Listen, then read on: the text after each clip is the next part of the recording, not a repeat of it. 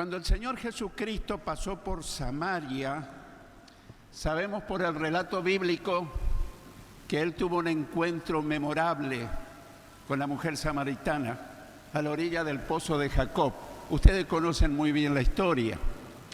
Pero ella no se daba cuenta que estaba frente a alguien que no era un hombre común y corriente.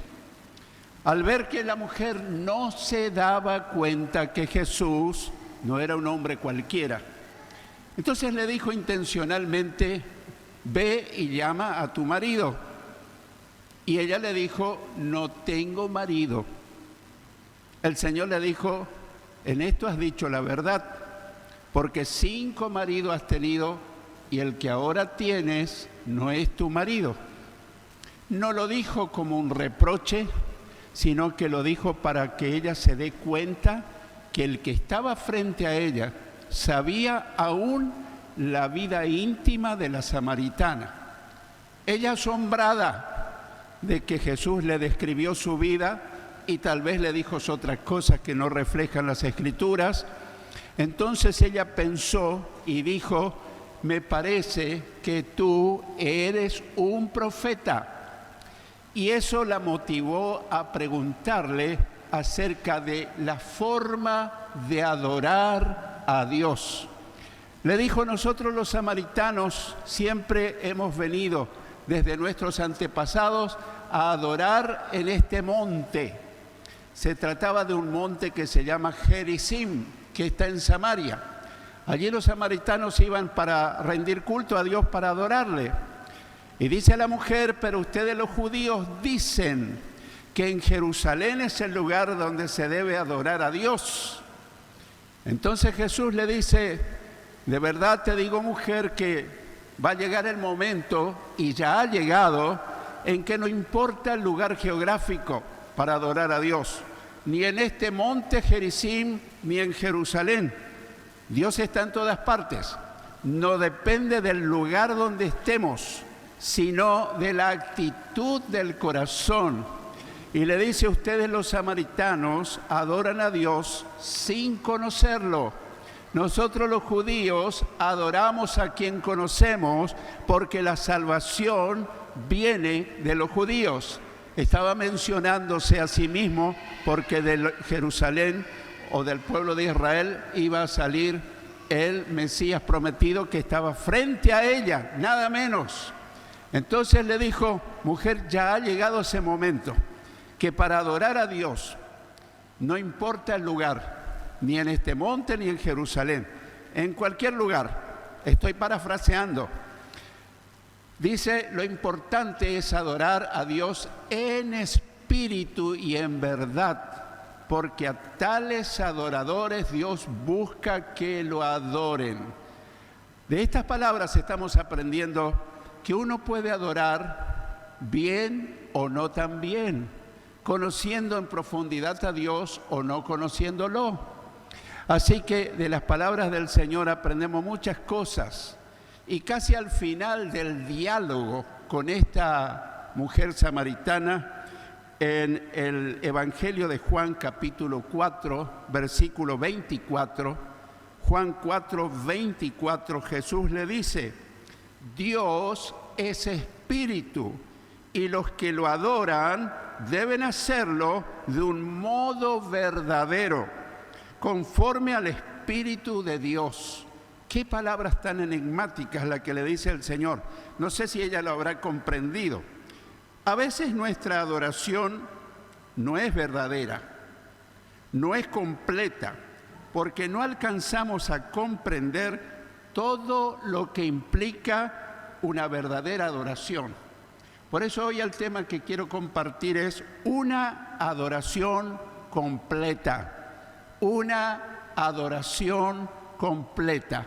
¿Significa esto que a veces nosotros podemos adorar a Dios o tener la buena intención sin que sea necesariamente una adoración completa? Quizás nunca te preguntaste, pero hoy con la ayuda del Señor vamos a ver en qué consiste una adoración completa. Así que aprenderemos, en primer lugar, que la verdadera adoración es dar. La verdadera adoración es dar. No solamente alabanzas, no solamente oraciones, no solamente levantar los brazos al cielo, los cuales está muy bien, pero más que eso, la adoración es ofrecerle algo material al Señor, ofrecerle algo que tal vez nosotros por desconocimiento, siempre nuestra adoración pudo haber quedado en algunos casos incompleta. En Mateo 2, versículos 1 y 2, Mateo capítulo 2, versículos 1 y 2, y luego el versículo 11, leemos que Jesús nació en Belén de Judea en los tiempos del rey Herodes. En aquel tiempo, unos sabios que venían desde el oriente llegaron a Jerusalén y preguntaron: ¿dónde está el rey de los judíos que ha nacido? Porque hemos visto su estrella en el oriente y venimos a adorarlo. Reitero, venimos a adorarlo. Los sabios de Oriente no vinieron de turistas, vinieron con una misión específica: adorar al niño Dios. El versículo 11 dice: cuando entraron en la casa, notamos que no dice en el pesebre, porque para ese momento ya habían pasado casi 2 años y ya María, José y el niño ya no estaban en el pesebre, sino que ya estaban en una casa. Entonces dice: cuando entraron en la casa, vieron al niño con su madre María y postrándose ante él, lo adoraron. Quiero destacar esta última expresión: postrándose ante él, lo adoraron. Ellos no adoraron a María, ellos se postraron y adoraron a Jesucristo, el Hijo de Dios, porque Jesús es Dios y merece nuestra adoración. Luego abrieron sus tesoros y les ofrecieron oro, incienso y mirra. Le ofrecieron oro, incienso y mirra. De aquí aprendemos que la verdadera adoración consiste en postrarse ante Dios.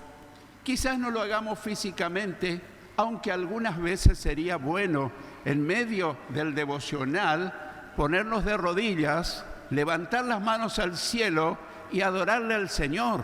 ¿Por qué no? Tal vez sea un hábito que no lo tenemos, pero ¿por qué no incorporarlo? Yo he estado en iglesias donde en medio del devocional toda la congregación se postra de rodillas, levanta las manos al cielo y comienzan a adorar a Dios. Qué lindo sería que algunas veces ocurra entre nosotros. Así que la verdadera adoración consiste en postrarse, humillarse y ofrecerle algo al Señor. Estamos acostumbrados a ofrecerle cánticos, adoración, cánticos, alabanzas, acciones de gracias. Levantamos las manos con la mejor intención del mundo, reconocimientos. Pero adorar al Señor también incluye ofrecerle cosas materiales valiosas. Quizás te parezca, esto no es espiritual.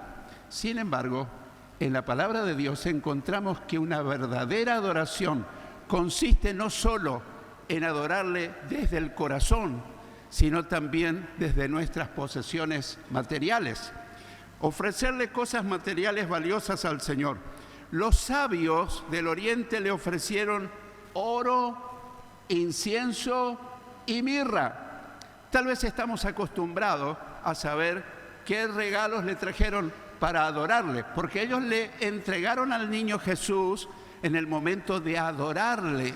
Así que eso no era un regalo, era un acto de adoración. Y tal vez alguna vez lo escuchaste o tal vez nunca te diste cuenta que cada uno de esos regalos es muy significativo. El oro, por ejemplo, representa lo que Jesús es en realidad y siempre fue. El oro significa que lo reconocían como rey. Reconocían a Jesús como rey. En segundo lugar, el incienso significa que lo reconocían como divino, como Dios. El incienso se ofrecía en todas las culturas del mundo a una deidad. cada que se ofrecía incienso, implícitamente significaba: reconocemos que eres Dios. Así que el incienso significaba un reconocimiento de la divinidad de Jesús. En tercer lugar, la mirra. La mirra era un elemento muy valioso, muy caro, y significaba que Jesús moriría por los pecadores. Qué significativo esto que le ofrecieron al Señor Jesús. Y quiero decir algo que quiero que lo escuches muy bien. Lo que le entregamos a Dios al adorarlo, demuestra lo que Él significa para nosotros. Tal vez nunca lo pensaste.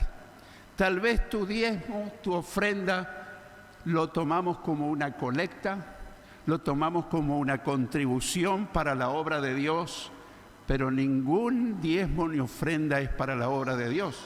Es un acto de adoración al mismo Dios, el cual nos dio la vida y el cual nos sostiene cada día para que nosotros podamos comer, para que podamos andar, para que podamos tener una habitación o un vehículo. Lo que le entregamos a Dios al adorarlo demuestra lo que Él significa para nosotros. Sin palabras, estamos diciéndole: significas muchísimo para mí, Señor. Oh, no significas tanto. Y si no ponemos nada, significa: para mí no significas nada. Tal vez sea una palabra muy fuerte, muy dura, muy confrontativa, pero estamos en un mensaje de enseñanza para saber que realmente, si uno quiere adorar en forma completa al Señor, no se trata solamente de cantarle alabanzas, de orar, de levantar las manos, sino entregarle al Señor algo que me cuesta, que lo he ganado con mi trabajo y que si el Señor no me da el ingreso, yo no lo podría tener.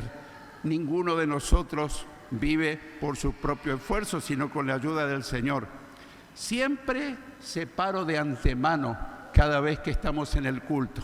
Ya tengo previsto y en casa separo cierta cantidad de dinero para ofrendarle al Señor. Porque sabrán ustedes que los pastores no diezmamos en la iglesia a la cual pertenecemos, sino que diezmamos en la región. O sea que todos los meses llevamos a la región nuestro diezmo, estrictamente controlado. Pero siempre que voy a preparar mi ofrenda para entregarle al Señor, no lo hago a último momento, sino que ya lo traigo de casa preparado.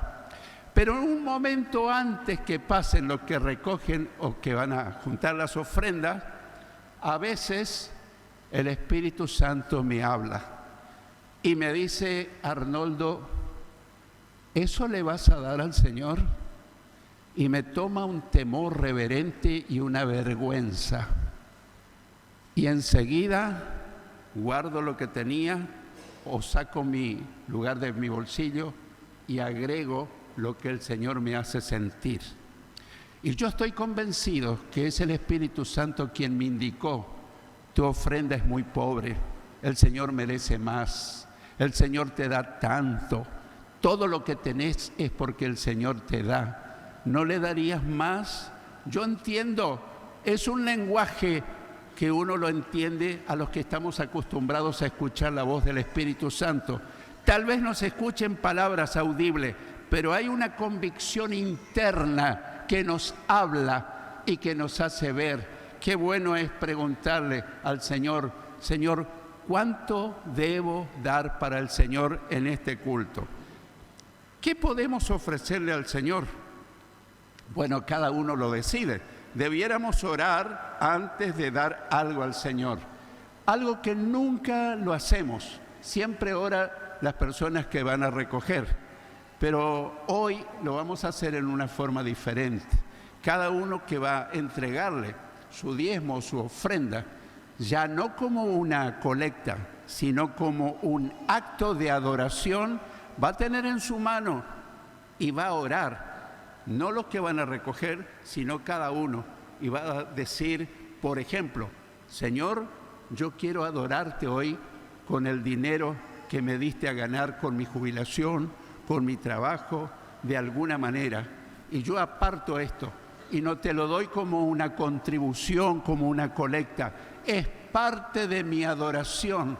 Y yo te puedo asegurar que esa ofrenda va a llegar con un olor fragante a la misma presencia de Dios. Yo recuerdo siempre lo que me enseñó mi primer pastor. Él me decía: Arnoldo, vos nunca le vas a ganar a Dios en generosidad. Cuando vos das algo al Señor, ya sea tu ofrenda, tu diezmo o cualquier otra cosa, el Señor te lo va a devolver duplicado, triplicado o cuadruplicado. Pero me enfatizaba algo: nunca des especulando. Voy a dar tanto para que el Señor me dé el doble. Voy a dar algo para que el Señor me reintegre triple, porque eso se llama especulación, me decía él, y eso es un pecado. El que le ofrenda a Dios debe dar sin esperar recompensa.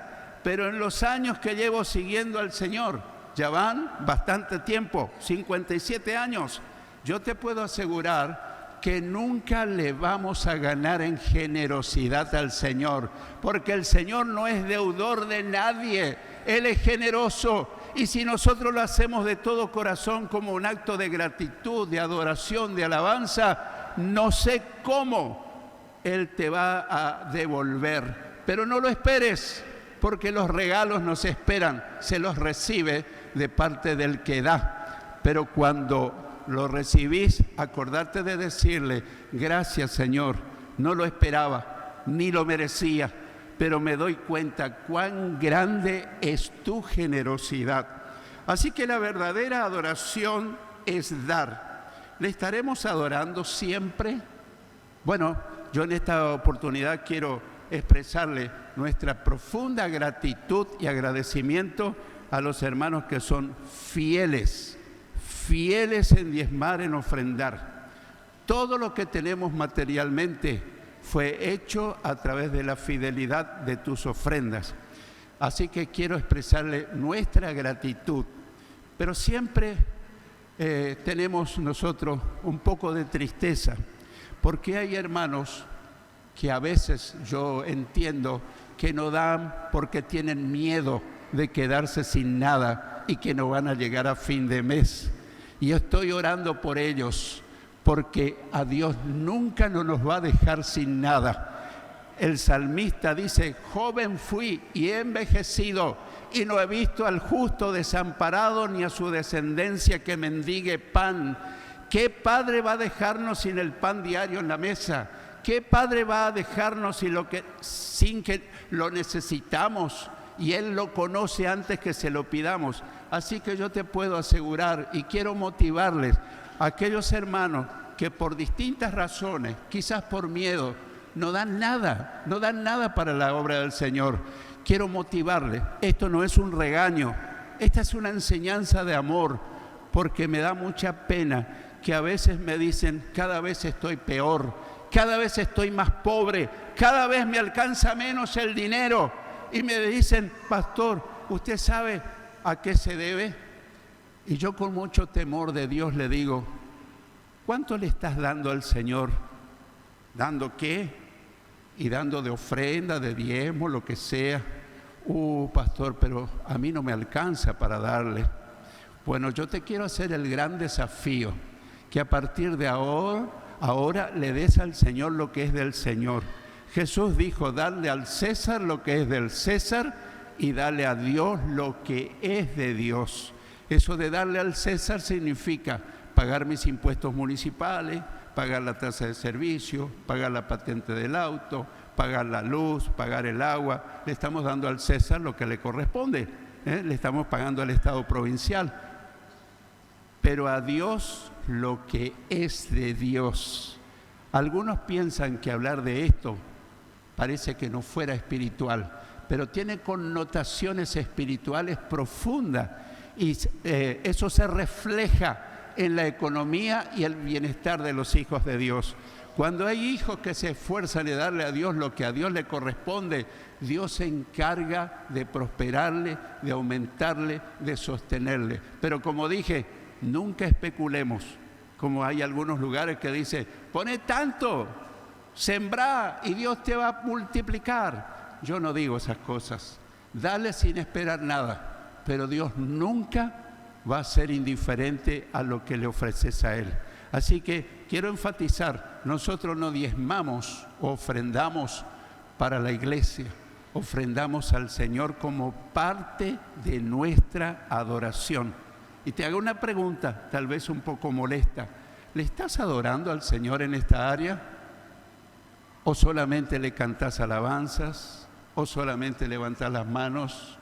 ¿O le estás dando al Señor lo que Él se merece? En segundo lugar, el valor de dar aún en la pobreza. El valor de dar aún en la pobreza. Porque hay hermanos sinceros, dice, ¿cómo quiere que dé si yo no me alcanza? Yo soy pobre o tengo un sueldo muy limitado. En Marcos 12, 41 al 44. Marcos 12, 41 al 44 leemos. Jesús se sentó frente al arca del tesoro y observaba cómo la multitud echaba dinero en el arca del tesoro. Y muchos ricos echaban grandes cantidades.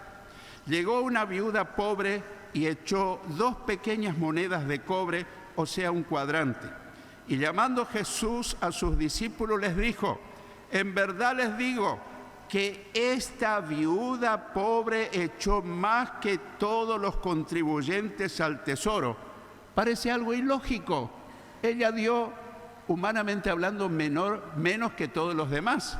Pero Jesús dijo, esta viuda pobre echó más que todos los que contribuyentes al tesoro, porque todos ellos echaron de lo que les sobra, pero ella de su pobreza echó todo lo que poseía, todo lo que tenía para vivir. Y uno se queda pasmado ante las palabras de Jesús. Y uno, cuando yo leí hace muchos años por primera vez, y yo decía, Jesús no le pudo haber dicho, viudita pobre, no pongas nada, porque te vas a quedar sin comer en este día. No, Él no hizo eso.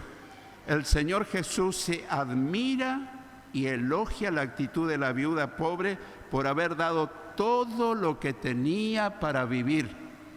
Jesús la pone de ejemplo ante sus discípulos para que imitemos su actitud.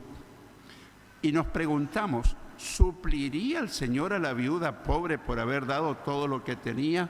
¿Cuál es tu parecer? ¿La habrá dejado morirse de hambre ese día porque ella se quedó sin nada? Jesús, que sabía todo, sabía que ella quedó sin nada. Pero Dios, que es nuestro proveedor, estoy seguro que ese día le habrá provisto para el pan, para su mesa. Ese día le habrá dado lo que ella necesitaba y estoy seguro que le habrá dado el doble de lo que ella puso. Era una viuda muy pobre, que no tenía nada o tenía muy poco, pero dio todo lo que tenía a pesar de su pobreza. Acá tienen una respuesta los hermanos que argumentan diciendo, bueno, mi sueldo es muy escaso. Bueno, seguirá siendo escaso. Pero hoy podés cambiar esa situación. Si de la escasez empezás a ser generoso con Dios, Dios te va a sorprender. Pero no lo hagas especulando. No pongas nada para el Señor tratando de recibir la devolución que Él te va a hacer. Lo que enseñó el Señor es realmente digno de admiración. Nos hacemos la pregunta, ¿esperará el Señor de nosotros que hagamos lo que hizo la viuda pobre?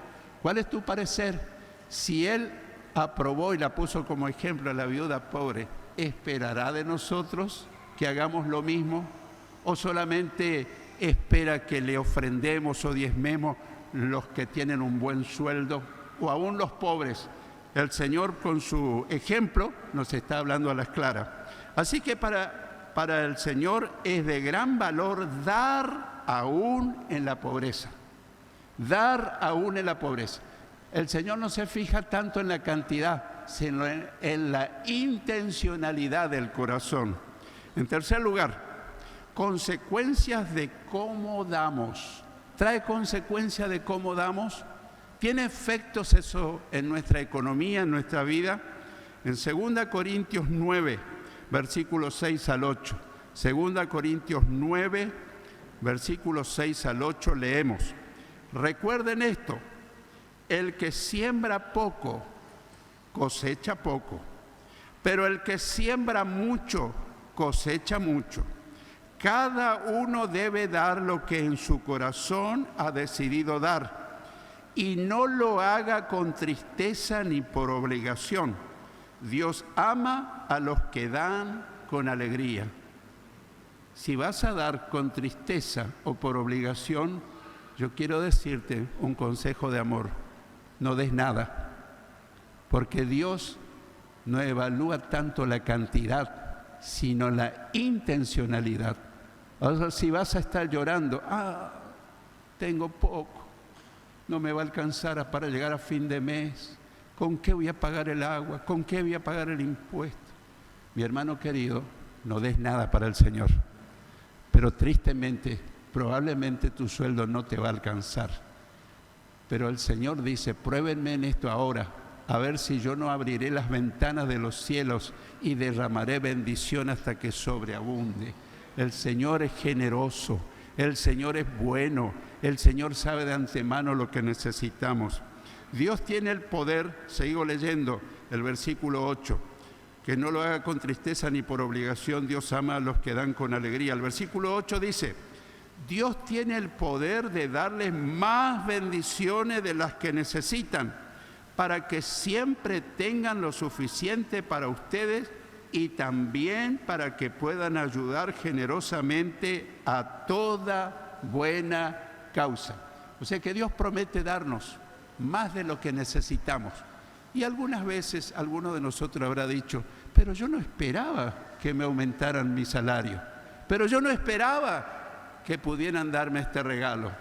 Pero Dios estuvo de por medio y Dios te estuvo dando más, pero por una razón, para que nosotros también podamos dar. Más bienaventurado es dar que recibir. Y estas son promesas fieles del Señor. Y dice este pasaje, el que siembra poco, cosecha poco, pero el que siembra mucho, cosecha mucho. No debemos dar con tristeza o por obligación. Dios mira la intención del corazón. Dios quiere darnos más de lo que necesitamos para que podamos ayudar a toda buena causa. Quiero concluir. Hoy hemos aprendido en primer lugar que la verdadera adoración no es solamente cantarle al Señor, no es solamente orarle, no es solamente levantarle las manos. Eso está muy bien, pero la verdadera adoración, la adoración completa, es darle algo que me cuesta. O sea que no es solo con el corazón, sino también con el bolsillo. Que la adoración verdadera es dar. En segundo lugar, el valor de dar aún en la pobreza. Para Dios tiene un significado que el corazón de Dios se conmueve y no va a dejar nunca con hambre a alguien que le ofrece en adoración su diezmo, su ofrenda. Y en tercer lugar, hemos visto las consecuencias de cómo damos. Damos poco, recibimos poco. Damos mucho, recibimos mucho. Dice un versículo que ya hemos dado lectura, cada uno debe dar lo que en su corazón ha decidido dar y no lo haga con tristeza ni por obligación.